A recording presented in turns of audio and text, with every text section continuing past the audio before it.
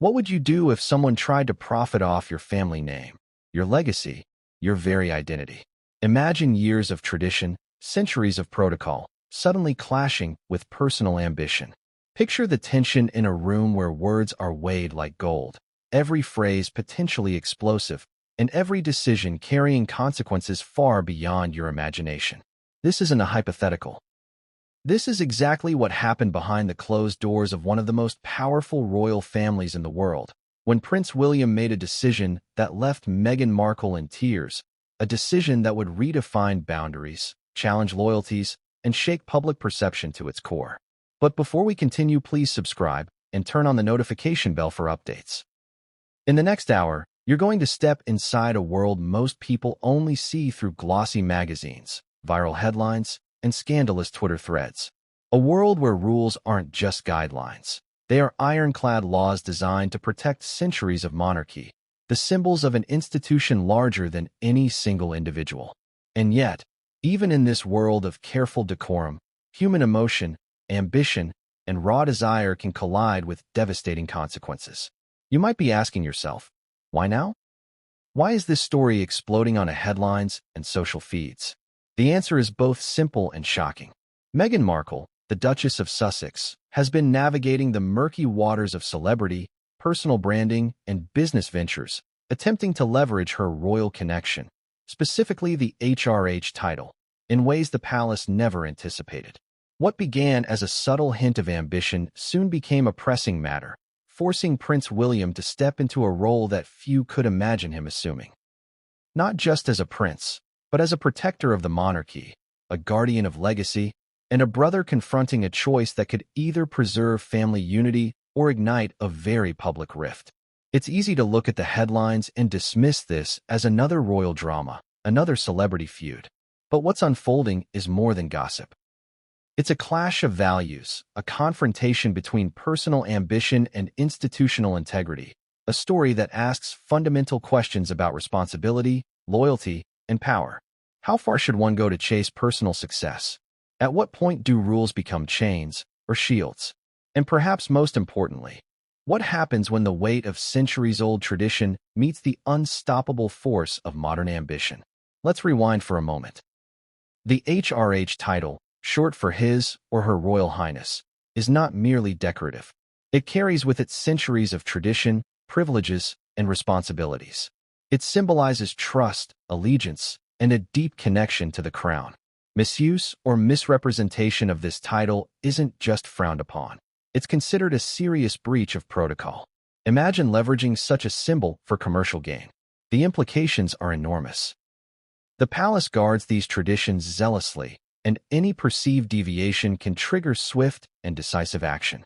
Enter Meghan Markle, a figure whose life has been under scrutiny almost since the day she entered the royal family. Ambitious, savvy, and media-savvy, she has carved a unique path that blends celebrity culture with a carefully curated brand identity. But the very qualities that made her a media darling also set the stage for confrontation. When personal business ambitions brush against royal protocol, tensions inevitably flare. The result? A high-stakes chess game unfolding in real time, where every move has ramifications that extend far beyond the palace walls. Prince William found himself at the center of this storm, caught between personal loyalty and institutional duty. As the heir apparent, the mantle of responsibility sits heavily on his shoulders. The monarchy's image, its credibility, and its future depend on a delicate balance of tradition and modernity. And in this case, that balance was threatened. Not by political adversaries, not by foreign powers, but by someone close, someone whose ambitions, however understandable, could disrupt a centuries-old system. The emotional stakes cannot be understated. Reports suggest that Meghan was blindsided by the scope and immediacy of William's decision. Private conversations reportedly grew tense, advisors scrambled to mediate, and for a moment, the personal became inseparable from the institutional. There were tears, whispered arguments, and moments of doubt that few could witness, and even fewer could understand. This was no mere headline story. It was a deeply human drama, played out against a backdrop of centuries of expectation, scrutiny, and symbolism. And yet, even as the tension mounted, There were elements of strategy, careful maneuvering, and psychological insight. William did not act impulsively. Every consultation, every consideration, every decision was weighed against both personal and public consequence. Imagine sitting in that position, knowing that your decision could either maintain the integrity of an institution or spark a scandal that reverberates across the globe. It is a pressure few could comprehend, a burden heavier than most would willingly shoulder. So why should you care about this story? Because it touches on something universal. At its heart, it is a story about boundaries, accountability, and the sometimes painful collision between ambition and responsibility. It forces us to ask ourselves uncomfortable questions. How far would you go to protect what you believe in? When does loyalty become compromise? And, perhaps most provocatively, how do you reconcile love and duty when they are at odds? You may be wondering, what exactly did William do? What made Meghan cry? How did this decision affect her business ventures, her public persona, and her relationships within the family? The answers are both complex and revealing, stretching far beyond the simple narrative of royal drama. Over the next chapters, we will explore each twist and turn, each negotiation behind closed doors, and every emotional spike that has made this story one of the most compelling royal sagas of our time. But let's pause for a moment. Before we dive into the specifics, consider the human dimension. Picture yourself in William's shoes. Every move is scrutinized. Every decision has ripple effects. You are balancing duty, family loyalty, and the weight of public expectation. Now picture Meghan, ambitious yet constrained, trying to navigate a world that simultaneously admires and critiques her. Emotions run high. Misunderstandings are inevitable. The collision is almost inevitable. And that collision is exactly what makes this story gripping. It's the tension between tradition and ambition, between public expectation and private desire. It's the drama of human emotion amplified by centuries of symbolism, celebrity scrutiny, and global attention. By the time we get to the moment William made his decision, you'll understand not just the facts, but the profound emotional currents that drove the choices, the heartbreak, and the ultimate consequences. Every story has a turning point, a moment where everything shifts. For this royal drama, that moment is about to unfold. What started as a question of branding, etiquette, and protocol escalated into a personal confrontation that no one saw coming. And it all begins with the introduction of Meghan's ambitions into a system designed to resist them. Now, as we move forward, keep a few questions in mind. How does a royal balance personal relationships with institutional responsibility? What is the cost of ambition when it collides with tradition? And ultimately, who bears the consequences when rules are enforced with unwavering resolve? These questions will guide us through each chapter, each dramatic moment, and each revelation, culminating in a story that is as human as it is historic. The palace may be centuries old, but the emotions, the conflicts, and the stakes are timeless. And what comes next will shock, surprise, and provoke more questions than answers. Because in the world of royalty, even the smallest decision can have enormous consequences. But what came next would change everything, and no one saw it coming.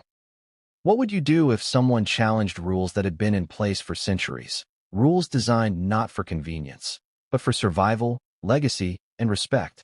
For most of us, rules are annoying, even inconvenient. For royalty, they are the backbone of an institution whose power depends on adherence, precision, and tradition. In the royal world, titles are not mere decorations.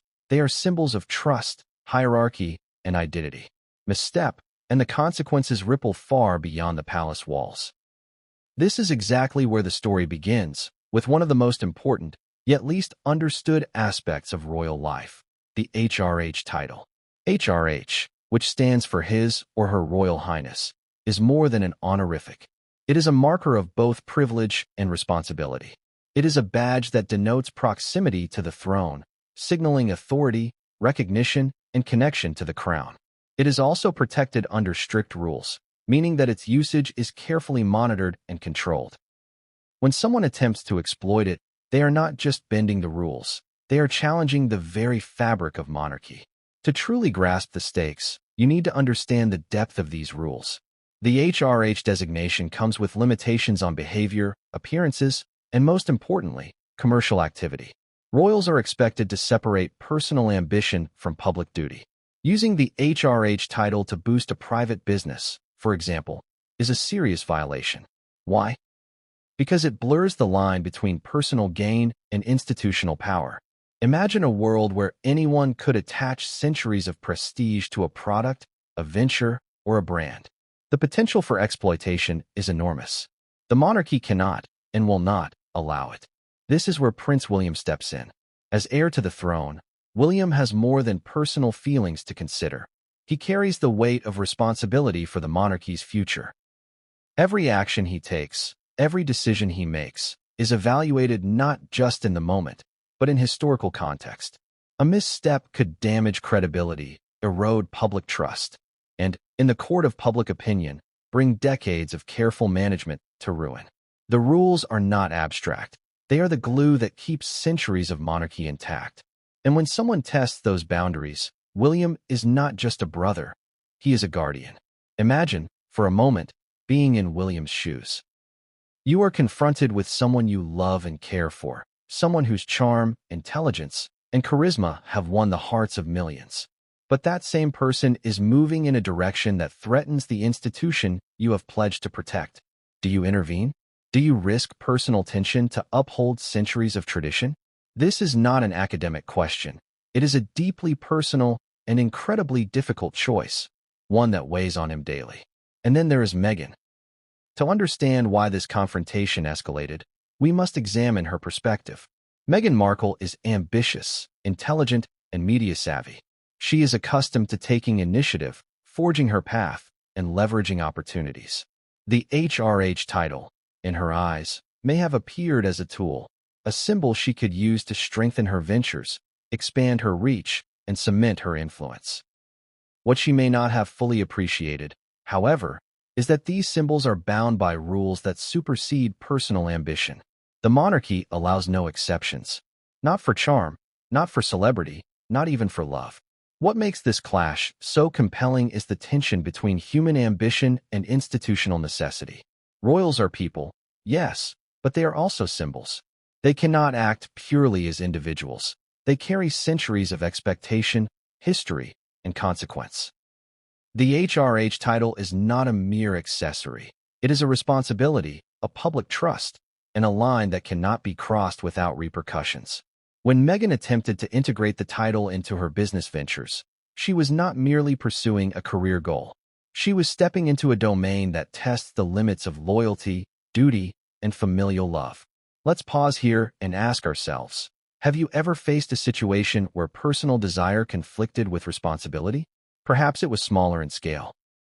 A project at work, a commitment to family, or an ethical dilemma. Multiply that conflict by centuries, throw in global attention, and layer it with public expectation, and you begin to see the gravity of what William faced. The HRH title is not simply ceremonial. It is a test of judgment, restraint, and leadership. And in this case, the stakes could not have been higher. The palace itself is a crucible for these tensions. Advisors, legal teams, and senior family members all monitor every word and action. Even minor infractions can trigger significant discussions, internal debates, and formal warnings. The moment it became apparent that Meghan's business ambitions might include the HRH title, alarms were raised. Legal consultations were sought. Advisors drafted memorandums. Meetings were scheduled behind closed doors to address what could have spiraled into public scandal. The palace operates like a high-stakes game of chess, where each piece must be moved with precision, and every decision reverberates far beyond the immediate board. What happened in those meetings is part speculation, part insider accounts. But what is clear is that the discussions were intense. William, Meghan, and advisors had to navigate emotional currents alongside legal realities. Emotions were high. After all, family is personal, and ambition is deeply human. There were probably moments of frustration, of tears, of raised voices, and of silent tension. Each participant had their perspective, their priorities, and their fears. And yet, amid all this, the decision needed to be made. The monarchy's integrity could not wait. This tension illuminates the human element of royalty. To the public, William and Meghan are figures on a stage. performing roles scripted by history, expectation, and media narratives. Behind the scenes, however, there are real conversations, genuine emotions, and difficult choices. William's intervention was not merely a procedural matter. It was a deeply human act of balancing love, duty, and responsibility. Meghan's reaction, surprise, perhaps frustration, and ultimately tears, underscores the emotional weight of this confrontation. Think about the dynamics at play. The heir apparent enforcing rules on someone he cares about, someone whose charisma and ambition could have easily swayed him. The layers of tension are remarkable: sibling dynamics, institutional loyalty, public perception, media scrutiny, and personal ambition all converging at once. It is a perfect storm, one that few outsiders could navigate without misstep, and yet William had to act decisively. This chapter is not just about rules, it is about consequences. When someone steps beyond boundaries, even inadvertently, the repercussions are immediate. The HRH title cannot be commoditized. The monarchy cannot afford to appear weak or inconsistent. For William, enforcing the rules was a necessity. For Meghan, the enforcement was a shock, an unexpected limitation on personal freedom and professional ambition. The collision between these realities is what drives the drama, captivates public attention, and generates the suspense that keeps the world watching. So, what lessons can we draw from this tension? First, titles and rules in the royal context are never trivial. They are symbols of authority, trust, and history. Second, personal ambition, while understandable, must be tempered by awareness of context and consequence. Third, human emotions, the shock, the disappointment, the frustration, cannot be ignored, even in the face of institutional necessity. And finally, when high stakes collide with personal relationships, every decision carries weight far beyond what is immediately visible. But this is only the beginning. While the rules set the stage, what followed next escalated the drama into uncharted territory. The palace's warnings, the legal consultations, and the private conversations were just preludes to a confrontation that would leave Meghan in tears and forever alter the trajectory of her public image.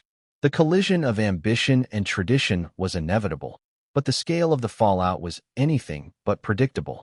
And so we leave this chapter with a question that hangs in the air. What happens when someone challenges rules designed to preserve centuries of legacy, when human emotion clashes with institutional responsibility, and when personal ambition meets unyielding tradition? The answer will unfold in the next chapter, where we explore Meghan's ambitions in detail, and how they set in motion a chain of events that would test loyalty, provoke emotion, and force decisions that no one saw coming.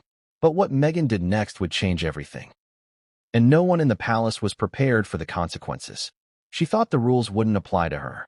That, in her mind, the world would bend to her ambition, and the privileges of royalty could be leveraged like a personal asset. But even the most calculated plans collide with reality, and in Meghan Markle's case, the collision was spectacular. To understand the drama that followed, we need to peel back the layers of her ambitions, her business ventures, and the subtle ways she tested the limits of the royal system. From the moment Meghan entered the royal family, she navigated an unusual dual existence. On one side, she embraced the formalities, public duties, and charitable obligations of a duchess. On the other, she maintained a keen awareness of her brand, her identity, and the opportunities that fame and influence could provide. Meghan was never passive. She observed, adapted, and acted strategically, knowing that the global spotlight offered a unique platform, one that few had access to, and even fewer dared to wield as boldly as she did. Her ambitions were not inherently wrong. In fact, in a different context, outside the rigid boundaries of royalty, her pursuits would be celebrated. But within the palace, ambition had rules, limits, and consequences. Meghan's vision was to build ventures that could leverage her global recognition. Books, media projects, speaking engagements, and lifestyle initiatives were all on her radar. And somewhere along the way, the HRH title, a symbol of royal authority and prestige, entered the equation. Imagine the appeal. Attaching an official royal designation to a personal project instantly elevates it in ways money alone cannot buy. Media coverage multiplies, credibility skyrockets, and the world perceives a seal of approval. For Meghan, the allure was clear. For William and the palace, it was a line that could not be crossed. Using the HRH title commercially blurred distinctions that centuries of tradition carefully maintained. It was not simply about etiquette. It was about preserving the integrity of an institution. Her ambitions began subtly. Early consultations with advisors, the launch of select business projects, and strategic public appearances gave hints of a larger plan. Those close to the palace reportedly noticed patterns, certain language in contracts, carefully worded press releases, and deliberate positioning that leveraged the royal connection without technically breaching protocol. It was clever, it was calculated, and it was risky. Imagine the appeal. Attaching an official royal designation to a personal project instantly elevates it in ways money alone cannot buy. Media coverage multiplies, credibility skyrockets, and the world perceives a seal of approval. For Meghan, the allure was clear. For William and the palace, it was a line that could not be crossed. Using the HRH title commercially blurred distinctions that centuries of tradition carefully maintained. It was not simply about etiquette. It was about preserving the integrity of an institution. Her ambitions began subtly. Early consultations with advisors, the launch of select business projects, and strategic public appearances gave hints of a larger plan.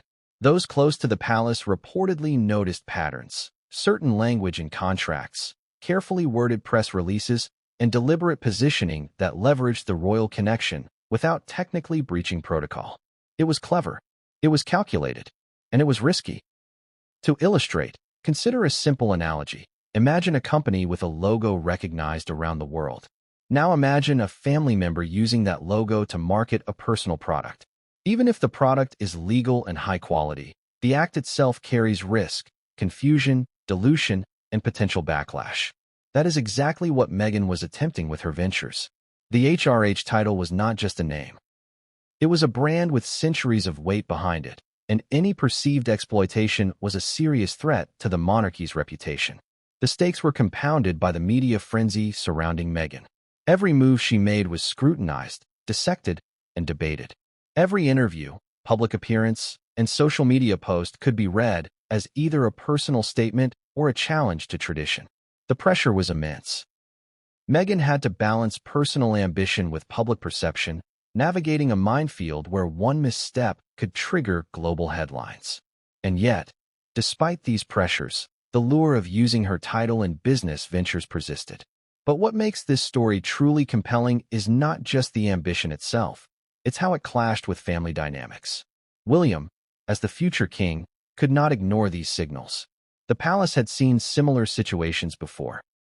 Members of the family testing boundaries, pushing limits, or inadvertently threatening the institution. Each case required delicate handling, firm enough to maintain credibility, careful enough to preserve relationships. With Meghan, the calculus was particularly tricky. She was both beloved and polarizing, admired and scrutinized, ambitious yet constrained. Every interaction carried layers of complexity. Reports suggest that early warnings were issued discreetly. Advisors approached Meghan, highlighting potential conflicts and reminding her of the rules. In any other situation, these might have been polite suggestions. In the royal context, however, they were critical boundaries. And the reaction? According to insiders, a mixture of surprise, frustration, and determination. Meghan understood the warnings, but she also perceived limitations on her creativity, autonomy, and personal vision. The tension between guidance and ambition intensified. It's important to note that Meghan's intentions were not necessarily malicious. She was seeking growth, opportunity, and influence, desires that are entirely human. But in this environment, human desire intersects with centuries of expectation. The HRH title is not a personal tool, it is a public trust. By attempting to integrate it into her business ventures, Meghan inadvertently entered a realm where personal ambition and institutional responsibility could not coexist without conflict. Consider her strategy: select partnerships, carefully crafted language, and positioning that subtly referenced her royal connection. This was not reckless behavior. It was calculated, measured, and deliberate. Yet even the most measured actions can trigger consequences when they collide with centuries of tradition. And when those consequences involve family, love, and loyalty, the stakes escalate beyond professional concern into deeply personal territory. So why did this create such a dramatic situation? Because William was not simply enforcing rules.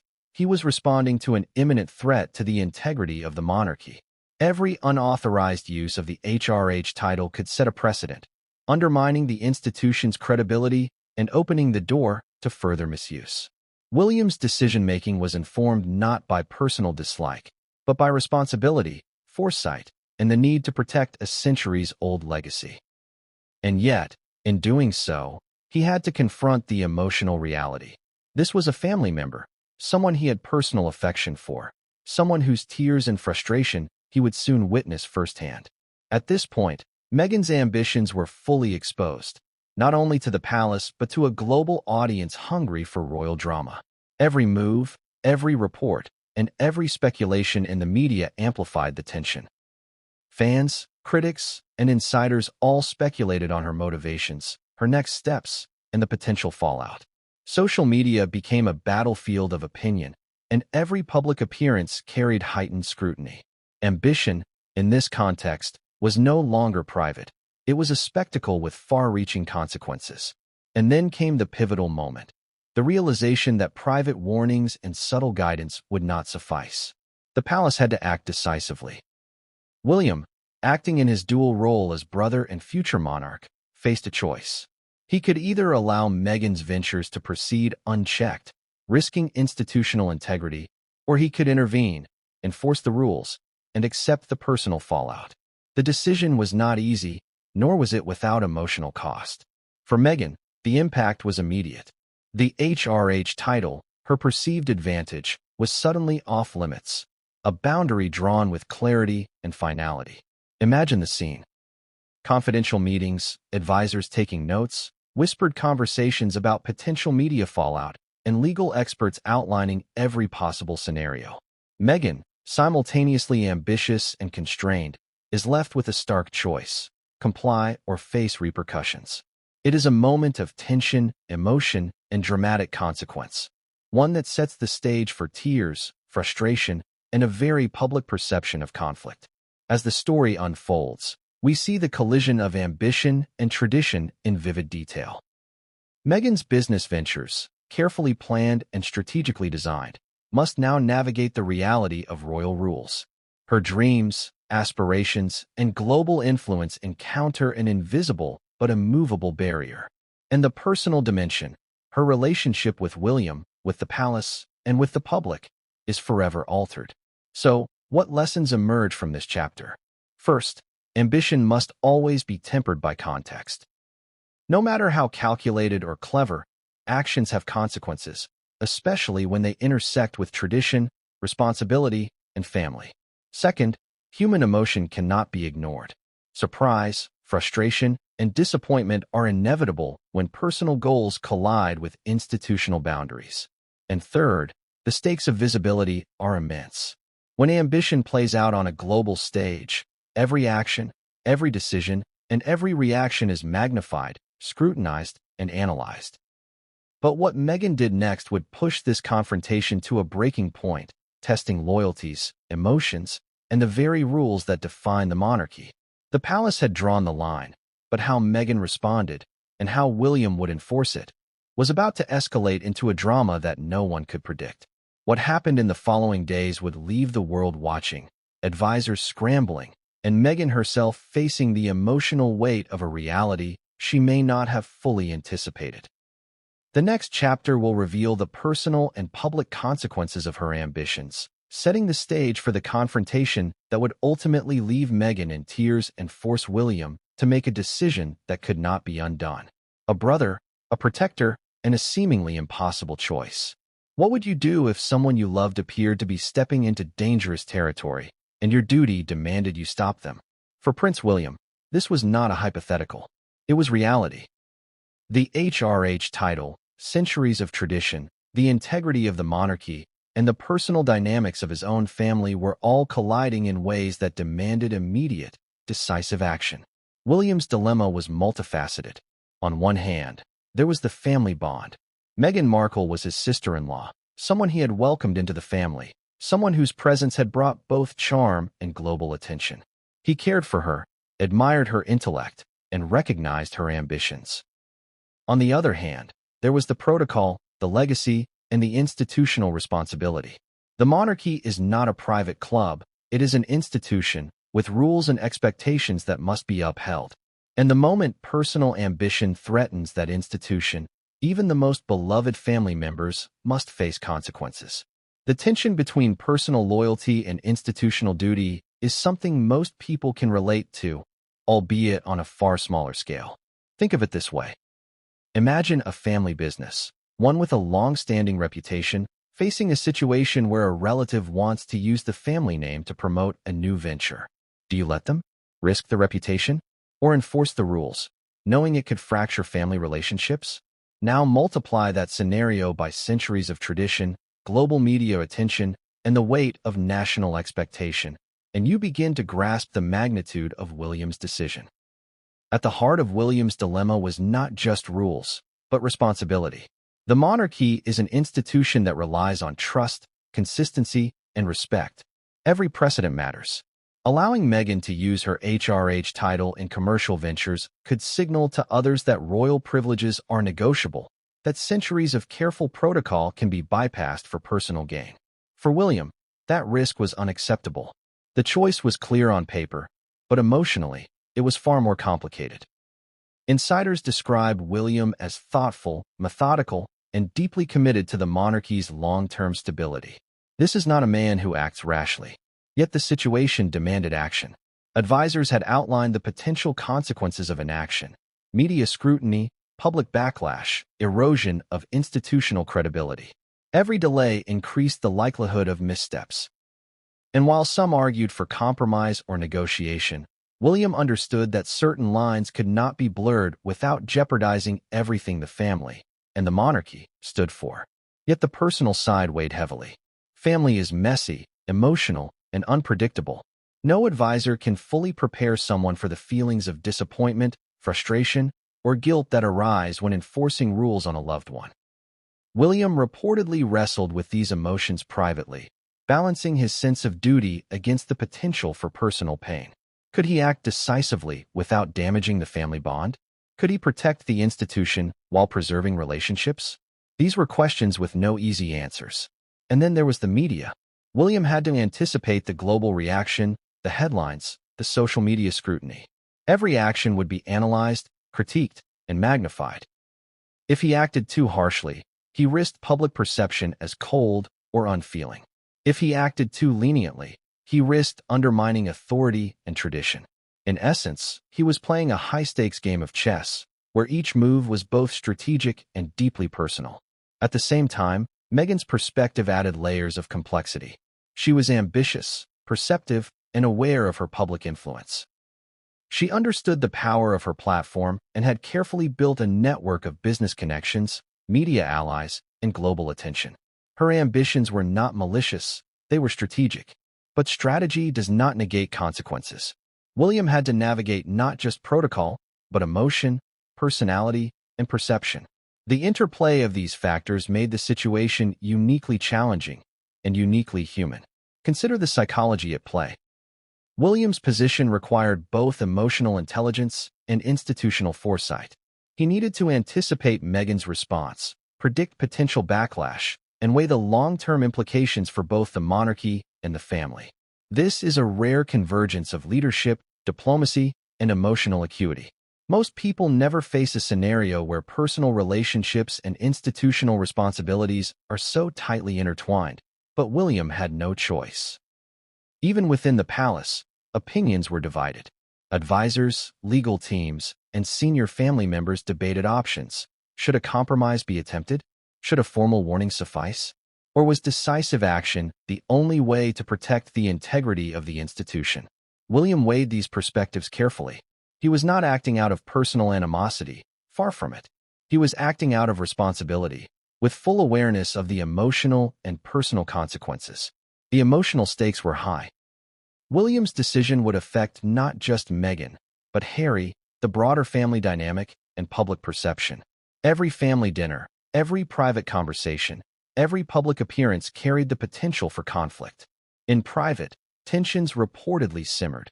Conversations were difficult, moments of frustration were inevitable, and the emotional toll was palpable. Yet William's resolve remained firm. The monarchy's integrity came first. To understand the gravity of this moment, consider the historical context. Royal families have faced similar dilemmas before, where personal ambition collides with duty, but rarely under such intense public scrutiny. Previous disputes were often contained within palace walls. Today, they unfold in real time on social media, news networks, and global broadcasts.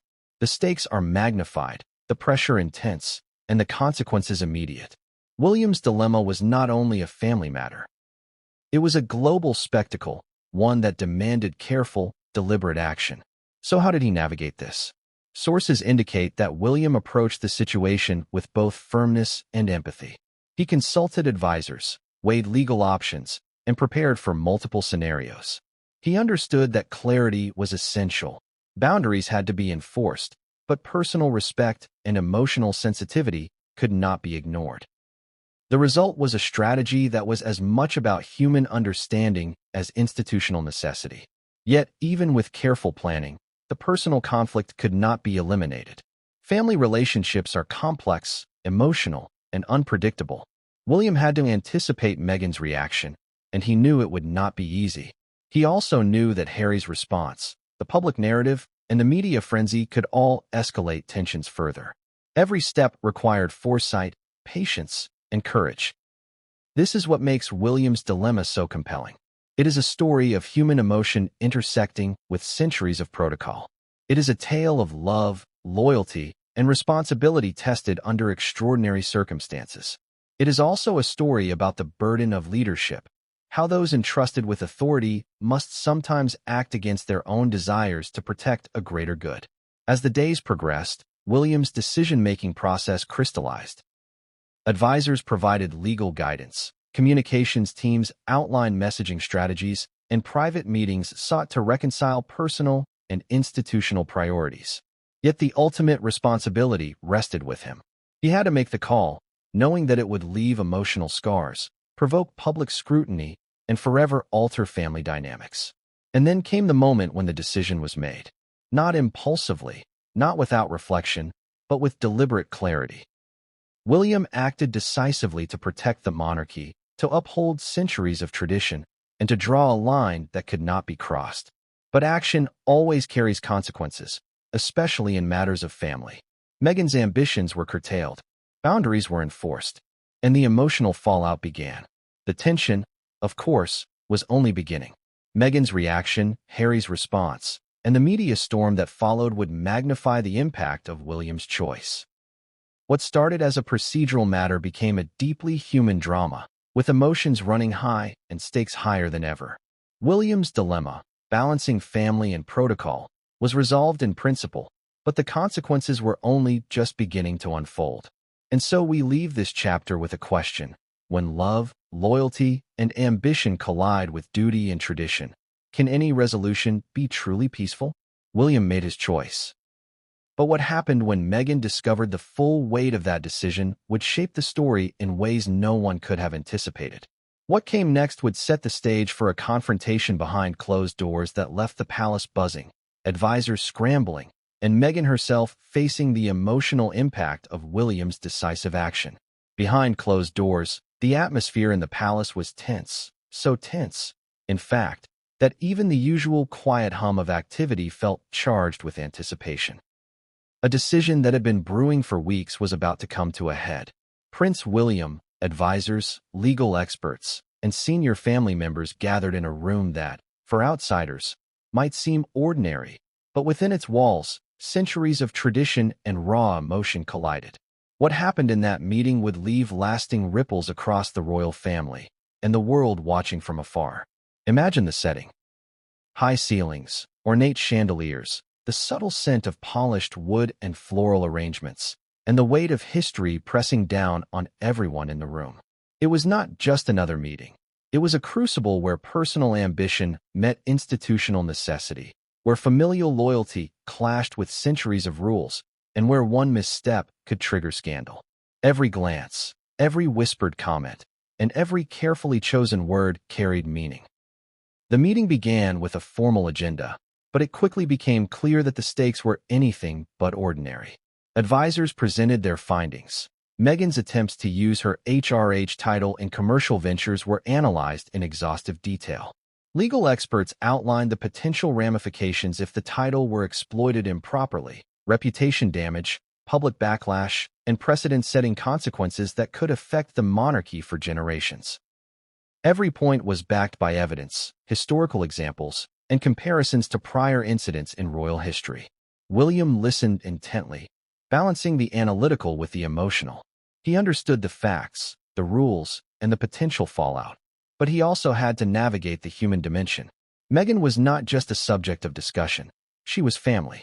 That reality added layers of complexity that advisors could not fully account for. How do you enforce rules without fracturing relationships? How do you assert authority without crushing ambition? These were questions that demanded both strategic and emotional intelligence. As the discussion progressed, tension mounted. Voices were low but firm, each participant aware that the wrong word could escalate matters. Some advisors argued for a softer approach, perhaps a negotiation or compromise that would protect the title while allowing Meghan some latitude. Others insisted on clarity and enforcement, citing the importance of precedent and the integrity of the monarchy. The room became a battlefield of ideas, all converging on a single question: how to protect the institution without destroying familial bonds. At the heart of the debate was the concept of perception. Royals are not just individuals, they are symbols. Every action, every decision, and every reaction is magnified in the court of public opinion. Allowing Meghan to use her title commercially, even indirectly, could send a message that rules are negotiable, a dangerous precedent. The palace could not allow that. William, understanding the broader implications, leaned toward decisive action. Yet the personal dimension, the potential hurt, anger, or tears, remained a heavy consideration. Sources suggest that at a certain point, emotions began to surface. Advisors who were typically calm and measured reportedly showed signs of tension: furtive glances, subtle sighs, and the occasional sharp comment. William maintained composure, but insiders described moments where the emotional weight of the situation was palpable. This was not just a procedural matter. It was a human drama unfolding under the gaze of history, legacy, and global attention. Then came the discussion of strategy. How would the palace enforce the rules? What language should be used? How could clarity be maintained without unnecessary escalation? These questions were not theoretical. Every word mattered. Every phrasing could influence Meghan's response, and every decision could trigger media speculation. The advisors worked methodically, outlining options ranging from private communication to formal notices, carefully weighing the pros and cons of each approach. William's approach was deliberate. He asked questions, sought clarification, and considered multiple scenarios. Reports indicate that he was particularly focused on minimizing emotional damage while ensuring that the boundaries were understood and respected. It was a delicate balance, firm yet empathetic, authoritative yet human. The goal was not to punish, but to protect both the monarchy and the family. As the meeting continued, it became evident that this was more than a discussion of rules. It was a confrontation between two realities: personal ambition and institutional responsibility. On one side, Meghan's drive, intelligence, and strategic thinking. On the other, centuries of tradition, symbolism, and public trust. The room was acutely aware that the outcome would affect not just the immediate parties, but the perception of the monarchy itself. One wrong decision, one misstep in communication, could escalate into a global spectacle. Throughout the meeting, advisors shared historical examples, illustrating the importance of consistent enforcement of royal protocol. They cited previous situations where breaches of title usage caused confusion, public backlash, or reputational harm. These examples served both as guidance and warning. The monarchy could not afford ambiguity. Tradition demanded clarity, and clarity demanded action. Yet, even amid the meticulous planning, the emotional tension remained. William reportedly paused several times, considering the human consequences of enforcement. How would Meghan react? How would Harry respond? How would the world perceive the family? These were not trivial questions. They were deeply personal, deeply consequential, and inextricably linked to every decision being made in that room. The turning point of the meeting reportedly came when the legal advisors presented their final recommendation: unequivocal action. The HRH title must not be used in any commercial venture, and the palace needed to communicate this clearly and formally.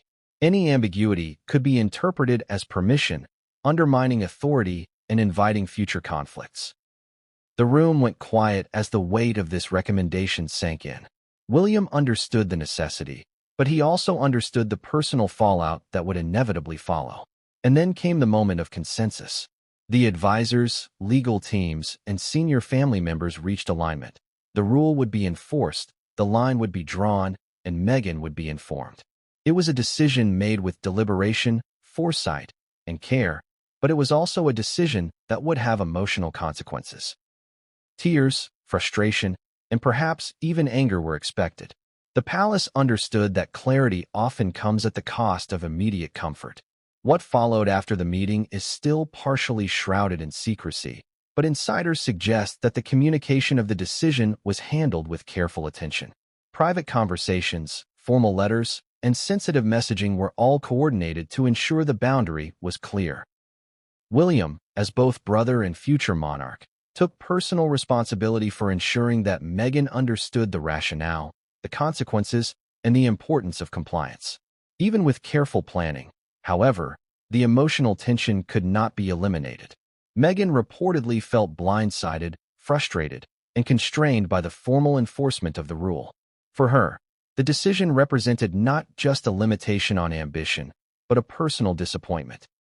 A stark reminder that even in a world of glamour, fame, and influence, tradition can impose limits that no one can bypass. At the same time, William's choice reinforced the principle that rules exist for a reason. By enforcing the boundary, he preserved the integrity of the monarchy, protected the symbolism of the HRH title, and set a precedent for future generations. The decision was both strategic and moral, balancing institutional necessity with personal responsibility. As the meeting concluded, the palace began the delicate process of implementing the decision. Advisors prepared messaging strategies, legal notices were drafted, and private communications were coordinated. Yet despite all the planning, one certainty remained: emotions would run high. Relationships would be tested, public perception would be scrutinized, and the personal consequences would unfold in ways that no one could fully predict. And so we leave this chapter with a question hanging in the air. What happens when a carefully planned meeting, designed to balance rules and relationships, unleashes emotions that cannot be contained? How does ambition collide with authority when both are operating at full intensity? And most importantly, how does someone like Meghan respond when the palace draws a line that cannot be crossed? What happened next would reveal the raw human emotion behind the rules, the private reaction that shocked advisors, and the ripple effects that would leave Meghan in tears and the palace bracing for public scrutiny. She had been warned, yet nothing could fully prepare her for the impact. The words, carefully chosen, delivered with formality and precision, landed like a physical blow. Meghan Markle, ambitious, confident, and media-savvy, found herself confronting a reality she had never anticipated. The HRH title, a symbol of privilege and connection, was no longer available for her business ventures. For someone whose public identity had become intertwined with the royal brand, this was more than a limitation. It was a shock to her personal and professional ambitions. Imagine the moment. Private rooms of the palace, thick walls that have witnessed centuries of history, now hosting a confrontation as intimate as it was consequential. Meghan was informed of the decision, the boundaries clearly laid out, the reasoning meticulously explained. Legal advisors, senior family members, and William himself ensured that every detail was communicated with clarity. Yet despite the calm professionalism, the human element, emotion, was unavoidable. Tears reportedly flowed, not out of malice or anger, but from a profound sense of disappointment and frustration. Ambition meets constraint is always a difficult moment, even for someone accustomed to public attention. For Meghan, it was amplified by the stakes. Her personal brand, her professional trajectory, and her relationship with the family all converged in one emotionally charged instant. The palace, accustomed to protocol and procedure, had never witnessed a response quite like this. To understand the depth of her reaction, consider the psychology of ambition. When someone invests time, energy, and identity into a vision, limitations imposed from outside can feel like a direct attack on self-worth. Even when rationally understood, the emotional impact is undeniable. Meghan's tears were not weakness. They were the natural human response to a collision between personal desire and external constraint. The reaction also underscores the contrast between perception and reality. From the outside, Meghan's life appears glamorous, filled with influence, freedom, and opportunity. Yet behind the scenes, the structures of tradition, rules, and expectations impose limits few can truly see. The clash between these realities, public perception versus private constraint, is what made this moment so emotionally potent. It is a reminder that privilege does not always equate to autonomy, and fame does not eliminate the weight of responsibility. Sources suggest that William, while firm, approached Meghan with empathy. He understood the emotional weight of the moment and attempted to frame the decision in terms of necessity rather than punishment. "It's not personal," he may have said. "This is about the institution, the legacy, and the trust that comes with it." But when emotions run high, rational explanations often have limited immediate impact. Tears, frustration, and a sense of injustice are natural reactions to perceived limitations, no matter how well-reasoned the justification. At the same time, advisors in the room reportedly scrambled to manage both emotional fallout and public optics. In a family constantly under global scrutiny, private emotional moments inevitably risk becoming public narratives. Strategies had to be considered. How to support Meghan emotionally, how to communicate the decision internally, and how to prepare for potential media interpretations. Every response was measured, every word considered, because even minor missteps could amplify the drama exponentially. The incident also revealed the complex interplay of personal identity and institutional authority. For Meghan, her identity had become closely linked with her royal status. The HRH title was not merely decorative. It represented legitimacy, access, and influence. Being denied the use of that title in her ventures was not just a business limitation. It was a challenge to a part of her identity, a statement that even within the royal system, boundaries exist that cannot be crossed. Consider the analogy of a high-profile athlete suddenly told that their team cannot endorse a personal brand. The frustration, the sense of injustice, and the emotional response would be significant. In Meghan's case, the stakes were amplified. The world was watching, every move analyzed, every reaction scrutinized. The tension between ambition and limitation, personal desire and institutional authority, created an emotional pressure cooker that few could withstand without visible reaction. The emotional weight was compounded by Meghan's media-savvy instincts. She knew that the palace's decision could quickly become fodder for headlines, speculation, and social media debates. The combination of personal disappointment and professional awareness intensified her response. It was not merely a private moment. It was a moment laden with public consequence, a collision between emotion and strategy, feeling and foresight.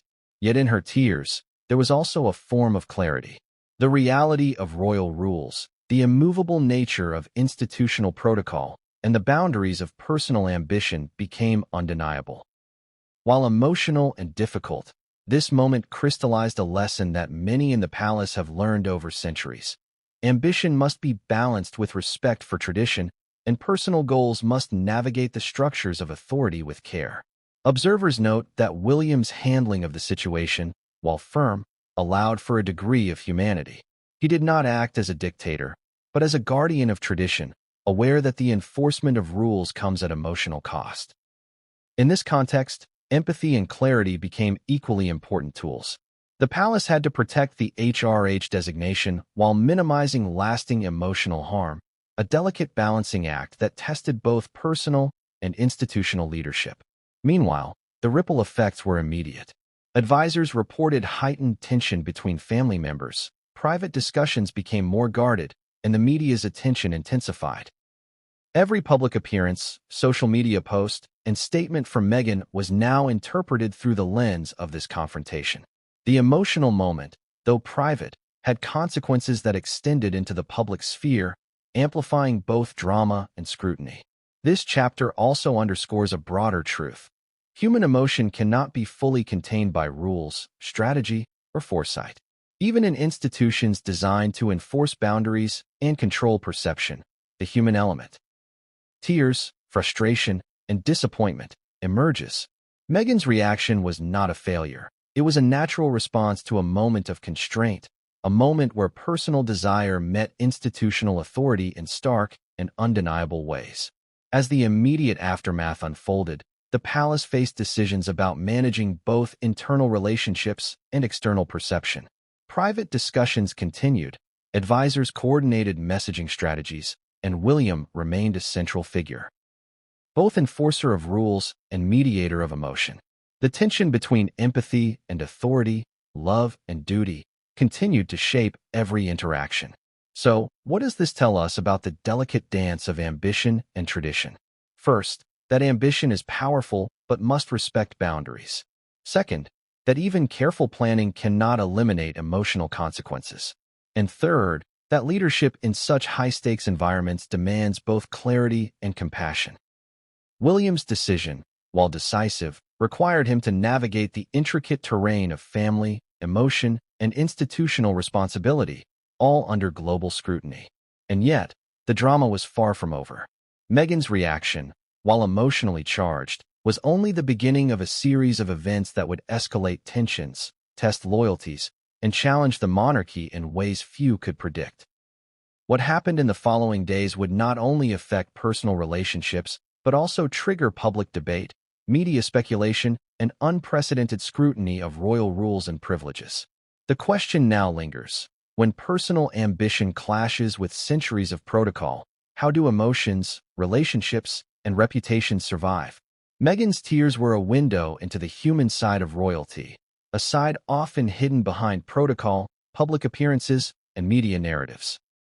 And what came next would push the story into uncharted territory, leaving the palace bracing for impact, advisors adjusting strategies, and Meghan herself confronting a reality that could not be reversed. What she did after the meeting would set the stage for a dramatic escalation, one that would leave insiders shocked, advisors scrambling, and the public watching every move with bated breath. The palace had drawn the line, and Meghan had reacted.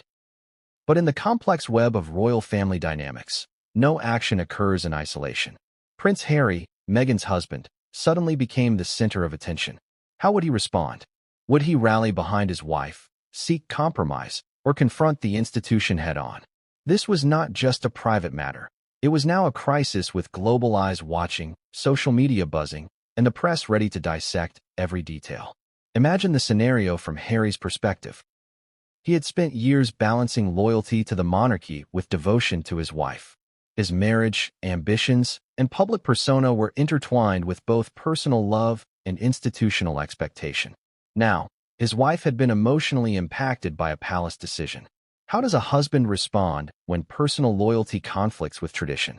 Harry faced a dilemma as profound and public as the one William had confronted internally. Reports suggest that Harry's initial response was one of surprise, then protective instinct. He sought to understand the decision, clarify its implications, and consider Meghan's feelings. The emotional intensity was high. He had to navigate private concern for his wife alongside awareness of public scrutiny. Every conversation, every expression, and every statement had the potential to be leaked, misinterpreted, or amplified. In essence, Harry was operating in a pressure cooker where personal emotion and public consequence collided. Meanwhile, the media frenzy was immediate. Headlines across the globe speculated on Meghan's reaction, Harry's potential response, and the palace's handling of the situation. Social media exploded with opinions, memes, and debates. Pundits dissected every known detail, suggesting motivations, consequences, and hidden tensions. The narrative quickly shifted from private decision-making to global spectacle. Harry and Meghan's personal and professional lives were now inseparable from public perception, a reality few couples experience to such an extreme degree. To understand the media impact, consider this. The HRH title is more than a name. It's a symbol of authority, tradition, and global recognition. The denial of its commercial use for Meghan was not only a legal or institutional matter. It was a story of ambition, restriction, and emotional response. For the media, it was irresistible. Every angle, from personal drama to institutional integrity, offered a compelling narrative. And for Harry, that narrative had to be managed delicately, balancing loyalty, family reputation, and public perception. Harry's response reportedly combined empathy, strategic communication, and protective instinct. He acknowledged Meghan's frustration, validated her emotions, and sought avenues to support her ambitions within permissible boundaries. At the same time, he had to recognize the authority of William as future monarch and the legitimacy of the palace's rules. This dual responsibility, personal and institutional, created a tightrope that few could navigate without misstep. Observers note that private discussions between Harry and palace advisors intensified. Legal teams outlined potential consequences of public statements. Communications teams prepared talking points, and senior family members monitored the evolving dynamics. Every word Harry might utter publicly carried weight. One misinterpreted statement could ignite media frenzy, fan outrage, or diplomatic controversy. The tension between personal response and public responsibility was palpable. The situation was further complicated by the couple's international presence. Harry and Meghan were no longer confined to the UK's royal framework. They were global figures. Their actions, statements, and media appearances were instantly analyzed across continents. Social media amplified every reaction, creating an environment where emotions and speculation could quickly spiral beyond control. The palace recognized that even private discussions could trigger public narrative shifts, making careful strategy essential. This is where the emotional stakes intersected with strategy. Harry's desire to protect Meghan clashed with the need to respect institutional boundaries. Public support for the couple risked undermining the monarchy, while private confrontation risked inflaming tensions further. The challenge was unprecedented. How to advocate for loved ones while safeguarding centuries-old traditions under intense global scrutiny.